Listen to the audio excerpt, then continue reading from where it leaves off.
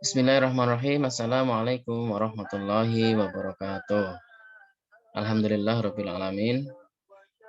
Hari ini kita bisa bertemu kembali di pembelajaran secara online untuk pelajaran akidah akhlak kelas 9. Anak-anak yang saya banggakan, hari ini kita melanjutkan materi pada buku yang kemarin sudah saya bagikan di WA Group ya.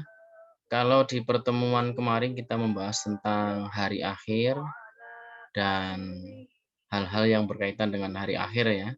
Sampai yang terakhir kita membahas tentang hikmah dari kita mengetahui atau kita mempelajari hari akhir. Yang berikutnya pada hari ini kita akan melanjutkan pada bab kedua berkaitan dengan akhlak terpuji pada diri sendiri. Yang nanti akan kita bagi menjadi beberapa pertemuan karena ada beberapa sub bab yang perlu kita sampaikan, mulai dari berilmu, kreatif, kerja keras, dan produktif. Karena waktunya terbatas, maka untuk kesempatan hari ini saya akan menyampaikan membahas tentang akhlak terpuji berkaitan dengan ilmu. Anak-anak sekalian yang saya banggakan, pertemuan kedua hari Kamis 5 Agustus 2021. Ini ada beberapa materi yang harus kita sampaikan. Untuk saat ini saya hanya akan menyampaikan akhlak terpuji yang berkaitan dengan ilmu. Di awal seperti pertemuan kemarin saya sampaikan tugas pembelajaran. Jadi nanti teman-teman atau anak-anak sekalian sudah tahu lebih awal tugasnya untuk hari ini apa. Sehingga tidak ada alasan ketika sudah menyaksikan tayangannya atau sudah melihat videonya ternyata nggak tahu tugasnya karena nggak menyaksikannya nggak sampai selesai. Maka ini saya buat di awal. Yang pertama bisa dibaca juga ya dari masing-masing. Yang pertama hafalkan Quran surat Ar-Ra'd ayat 11 beserta artinya. Tentunya dengan baik dan benar ya sesuai dengan makhrajul hurufnya. Hafalkan targetnya adalah 1 minggu. Jadi yang kedua ini, setorkan hafalan surat tersebut pada hari Kamis minggu depan. Jadi saya beri target 1 minggu hafalannya. Dan ini yang paling penting yang ketiga, ayat tersebut sekaligus digunakan untuk pembelajaran BTA kelas 9.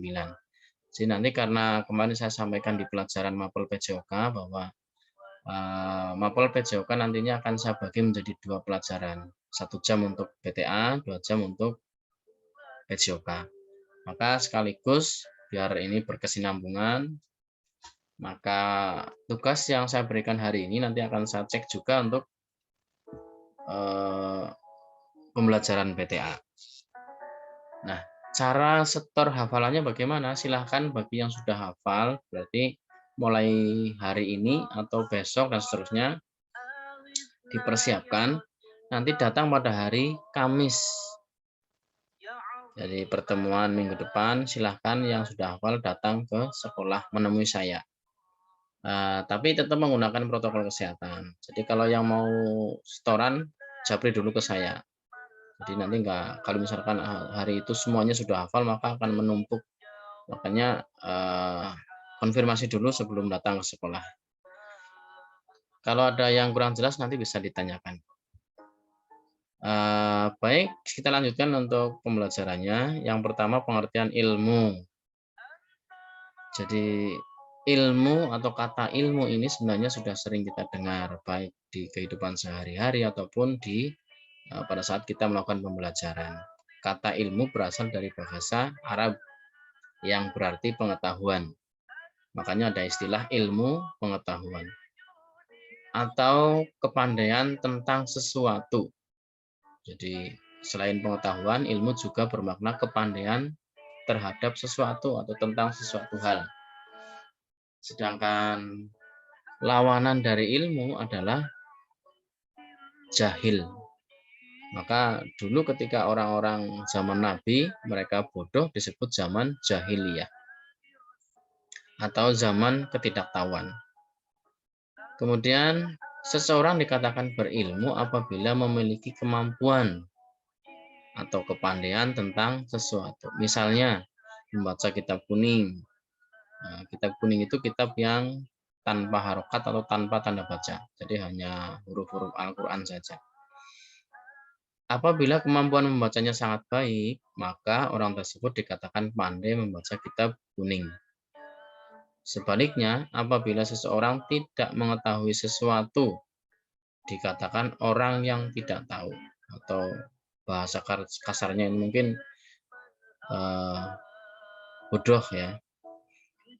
Dan apabila ketidaktahuannya sangat banyak dalam berbagai hal, tidak tahu, ini tidak tahu, dan seterusnya tidak tahu, maka disebut orang yang bodoh. Nah, ini tadi seperti zaman Nabi ya, orang yang tidak tahu maka disebut zaman kebodohan, jahiliyah. Maka dengan berilmu manusia mengetahui mana yang baik dan mana yang buruk. Mengetahui mana yang hal-hal dan mana yang halal, hal-hal yang halal dan mana hal-hal yang haram, serta dapat membedakan kebaikan dan keburukan. Jadi tanda-tanda orang berilmu yang sederhana adalah ia bisa membedakan sesuatu yang buruk dan bisa membedakan sesuatu yang baik. Intinya bisa membedakan antara yang buruk dan yang baik. Nah, sekalian kita lanjutkan pentingnya ilmu. Ini yang kedua ya. Pentingnya ilmu menurut Al-Quran surat Ar-Ra'd ayat 11. Ini yang menjadi tugas kalian ya. Silahkan dihafalkan. Kita coba baca sedikit ya. Innallaha la yughayyiru ma biqaumin hatta yughayyiru ma bi anfusihim. Nah, ini sedikit saja saya bacakan. Nah, bahkan ini surat ini sangat populer ya, cukup familiar di tengah-tengah masyarakat ya, karena ini sering dijadikan dasar sebagai alasan atau landasan pentingnya menuntut ilmu. Di mana artinya adalah sesungguhnya Allah Subhanahu wa taala tidak merubah keadaan suatu kaum. Nah, ini yang perlu diperhatikan. Jadi ketika kita ingin berubah nasibnya, kemudian hal-hal lain ketika kita berada di dunia, maka tidak ada cara lain untuk merubahnya selain mereka yang merubahnya itu sendiri. Jadi sesungguhnya Allah Subhanahu wa taala tidak merubah keadaan suatu kaum sehingga mereka merubah keadaan yang ada pada diri mereka sendiri. Jadi umpamanya kita dalam kondisi kebodohan, kalau kita tidak mau berusaha untuk belajar, maka selamanya kita akan tidak berubah atau alias kita tetap menjadi orang yang bodoh. Dan juga dalam berbagai aspek kehidupan. Misalkan kita merasa diri kita tidak mampu. Nah, kalau kita nggak berusaha, kita nggak bekerja, maka selamanya kita akan menjadi orang yang tidak mampu. Anak-anak sekalian, kita lanjutkan. Semua manusia mengakui bahwa ilmu sangat penting dalam kehidupan saat ini. Jadi hidup di zaman seperti sekarang ini, kalau nggak berilmu, tidak memiliki ilmu pengetahuan, maka akan terlindas oleh kejamnya kemajuan teknologi dan kemajuan zaman. Sekarang semua aspek kehidupan hampir harus dijalani dengan ilmu pengetahuan. Zaman semakin maju, kemudian semakin terbuka, persaingan hidup semakin ketat dan terbuka serta semakin sulit untuk dihindari. Persaingan hidup semakin banyak, semakin ketat, semakin sengsara ya dalam menjalani kehidupan jikalau kita memang tidak punya bekal ilmu pengetahuan. Tanpa bekal ilmu pengetahuan yang memadai, kiranya semakin sulit menghadapi masa depan. Jadi kalau kita punya cita-cita ingin menjadi orang yang baik, menjadi hal-hal, biasanya ada yang punya cita-cita ingin membahagiakan orang tua. Ya, saat inilah kalian mengawali cita-cita kalian dengan belajar tekun, belajar rajin, agar mendapatkan ilmu yang bermanfaat. Oleh karena itu, maka Kian lama manusia kian memiliki kesadaran untuk terus menuntut ilmu. Biaya yang dikeluarkan pun amat besar untuk mencapai tingkat pendidikan yang lebih tinggi. Demikian pentingnya ilmu sehingga ada sebuah hadis yang mengatakan, barang siapa menginginkan kebahagiaan dunia, wajib baginya mempunyai ilmu.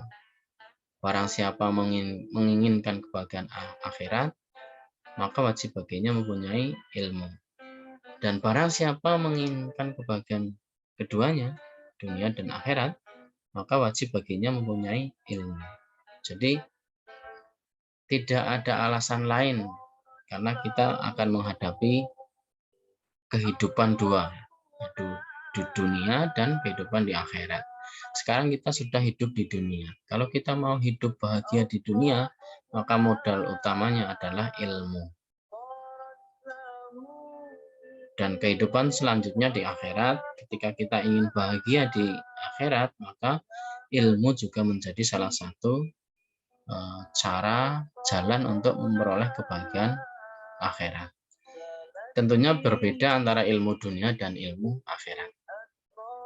Kalau ilmu dunia mungkin cenderung kepada ilmu-ilmu umum ya, seperti ada ilmu IPA, PS, ilmu matematik dan lain sebagainya.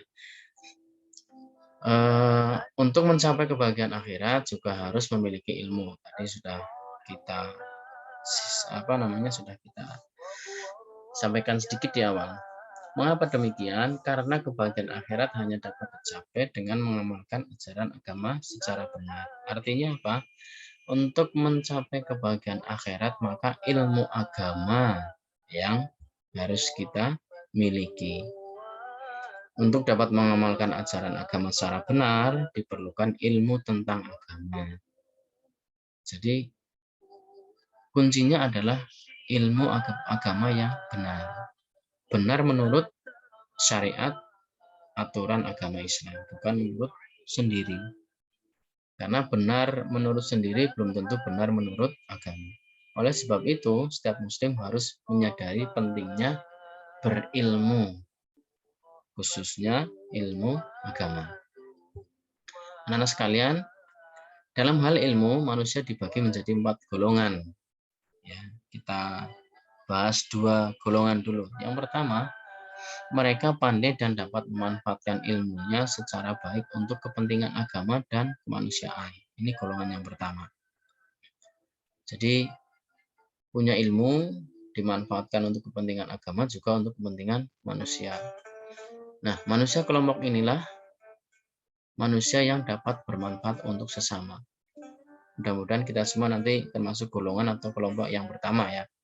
Sehingga dengan kondisi seperti itu, maka akan membawa keberkahan hidup baik di dunia dan di akhirat. Nah, yang kedua, golongan yang kedua, mereka pandai namun tidak mau atau tidak mampu memanfaatkan ilmunya secara baik. Jadi ini golongan orang-orang yang pintar-pintar, pandai-pandai, tapi mereka tidak punya kemauan untuk memanfaatkan ilmunya secara baik. Jadi hanya dipakai untuk sendiri dan sebagainya. Nah, golongan ini membahayakan orang lain. Kenapa? Karena mungkin ilmu yang dimiliki digunakan untuk mencari keuntungan sendiri. Jika tidak diiringi dengan iman yang baik. Nah, ini golongan kedua ini, mudah-mudahan kita ini, naudzubillah ya, jangan sampai menjadi salah satu orang yang masuk ke dalam golongan ini.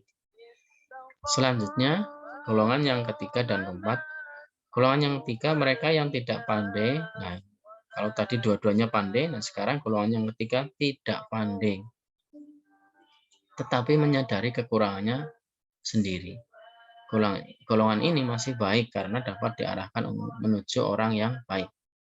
Apabila bersalah, dia segera mengakui kesalahannya dan mau berusaha memperbaiki kesalahannya. Ini golongan yang ketiga, golongan orang yang tidak pandai, tapi masih menyadari dirinya punya kesalahan, punya kekurangan. Dan ketika diarahkan, dibimbing, dia masih mau dan patuh.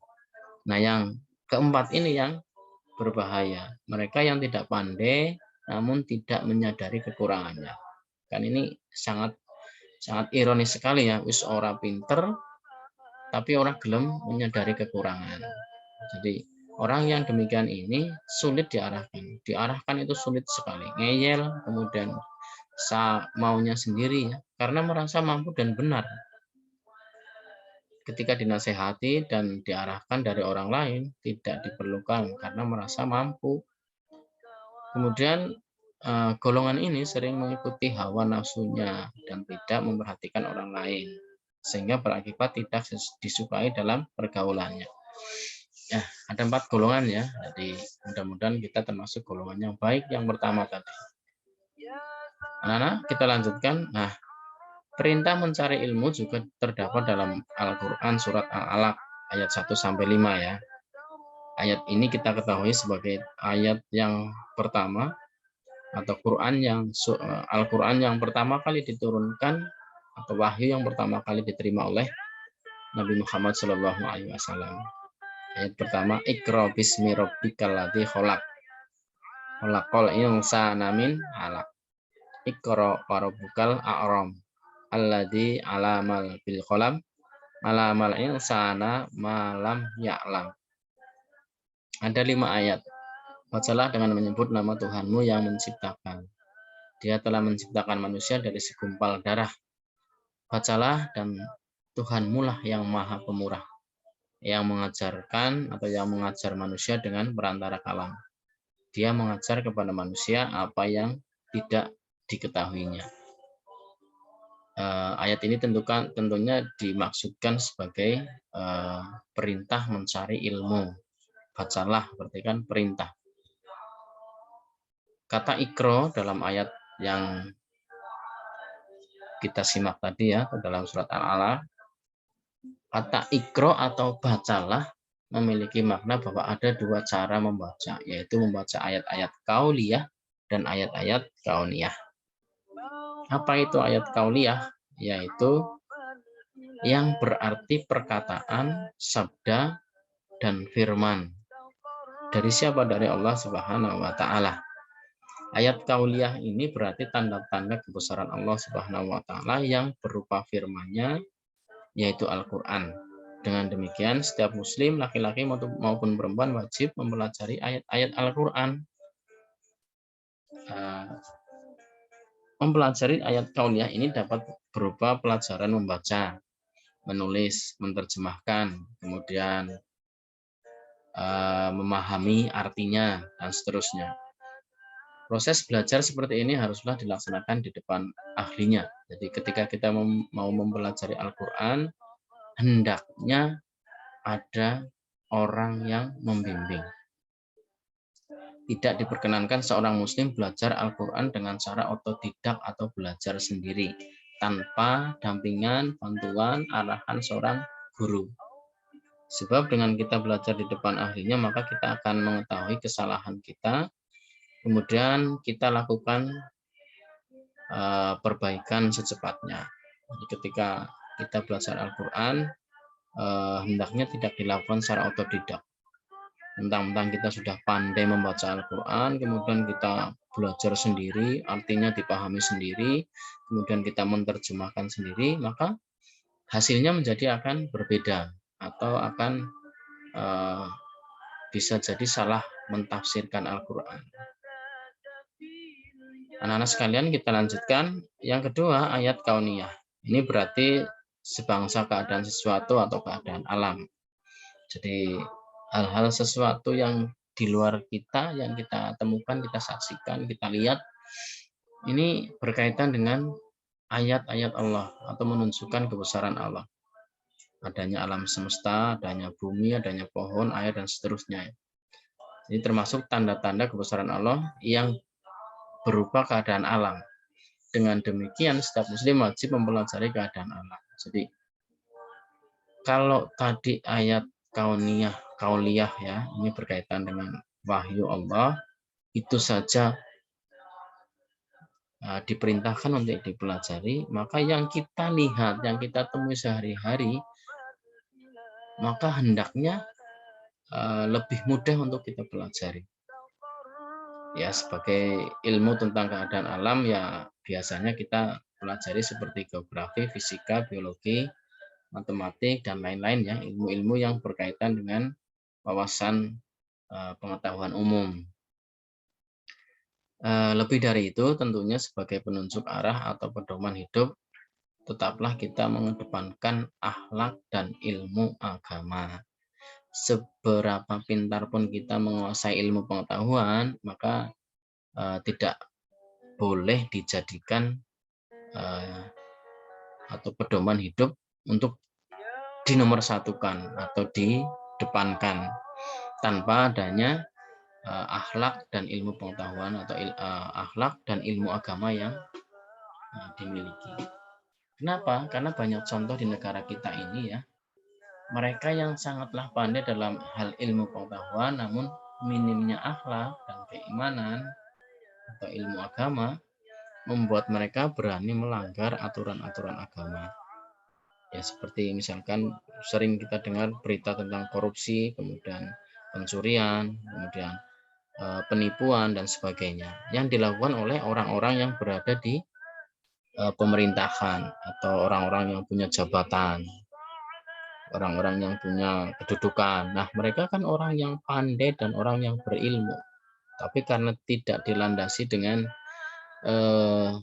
ilmu akhlak atau akhlak yang baik dan ilmu agama, maka mudah melanggar aturan agama. Nah, sekalian kita lanjutkan untuk yang berikutnya, perilaku orang yang mencintai ilmu pengetahuan. Yang pertama, memiliki semangat untuk terus menggali ilmu. Jadi orang yang mencintai ilmu, maka dia akan semangat untuk belajar. Kemudian, rajin dan senang mendatangi tempat-tempat ilmu.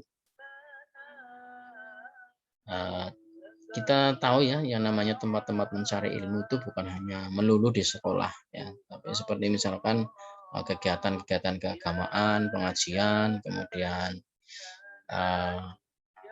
taman bacaan Al-Quran, dan lain-lainnya, itu juga termasuk tempat-tempat yang bisa kita datangi untuk mendapatkan ilmu. Yang ketiga, ringan dalam mengeluarkan biaya demi tercapainya suatu ilmu. Jadi, untuk mendapatkan ilmu memang di zaman sekarang ya, tidak bisa kita dapatkan secara cuma-cuma, maka kita harus mengeluarkan biaya. Nah, untuk mengeluarkan biaya ini biasanya kalau dia memiliki kecintaan terhadap ilmu, maka dia tidak akan berpikir biaya. Yang penting dia mendapatkan ilmu, berapapun biayanya maka dia akan bayar. Yang terakhir, memiliki banyak teman. Tentunya ya, karena kita berilmu biasanya akan senang diskusi dengan orang-orang lain. Yang berikutnya, berakhlak mulia dalam kesehariannya. Orang yang berilmu dia akan berakhlak mulia. Bahkan dulu ada pepatah Jawa orang yang berilmu itu akan memiliki sifat padi. Kita lihat kalau ke sawah ya, padi semakin tua itu semakin menunduk ya. Artinya apa? Akhlaknya mulia. Tapi padi yang tidak berisi maka bukan menunduk tapi akan malah mendangak ya. Beberapa akhlak yang harus dimiliki oleh orang yang berilmu dalam kehidupan sehari-hari antara lain satu, bersabar, tenang, dan tetap berwibawa. Ini orang yang berilmu pasti akan sabar, tenang, dan berwibawa. Kemudian tidak sombong kecuali dengan orang-orang yang zalim dengan tujuan memberi peringatan. Yang ketiga, mengutamakan sikap rendah hati. Rendah hati ya tidak sombong ya. Dan menerima dalil yang benar walaupun dari orang lain. Kadang-kadang kita merasa benar karena sesuai dengan pemahaman dalil kita. Kalau ada orang lain yang lebih benar, kita nggak menerima. Yang terakhir, selalu bertakwa kepada Allah Subhanahu wa Ta'ala. Takwa ini adalah menjalankan perintahnya dan menjauhi larangannya. Nah, sekalian, demikian yang dapat saya sampaikan. Sekali lagi banyak kekurangannya, mohon maaf, dan sampai jumpa di pertemuan yang ketiga pada hari dan jam yang sama. Silahkan untuk tugas dikerjakan. Saya akhiri. Assalamualaikum warahmatullahi wabarakatuh.